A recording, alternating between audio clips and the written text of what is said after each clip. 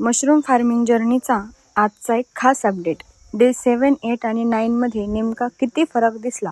आतल्या रूममध्ये ठेवलेल्या बॅगची आणि बाहेर शेडमधल्या बॅगची ग्रोथ सारखी झाली का? चला पाहूया या 3 दिवसांचा संपूर्ण रिव्ह्यू.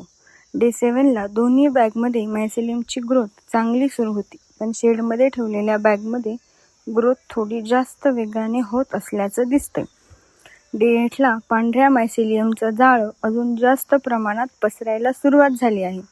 आतल्या बॅगमध्येही ग्रोथ सुरू आहे. आणि आता डे 9ला दोन्ही बॅगमध्ये आणखी चांगली प्रगती दिसत आहे. मायसेलियम दिवसेंदिवस वाढताना दिसत आहे आणि ही जर्नी पाहणं खरंच खूपच उत्सुकता वाढवणारं आहे. या 3 दिवसांमध्ये मी कोणतीही घाई न करता फक्त निरीक्षण करत आहे. अजून बॅगला होल पाडलेले नाहीत आणि पाणीही मारलेलं नाही, कारण आधी मायसेलियम नीट संपूर्ण बॅगमध्ये पसरलं पाहिजे.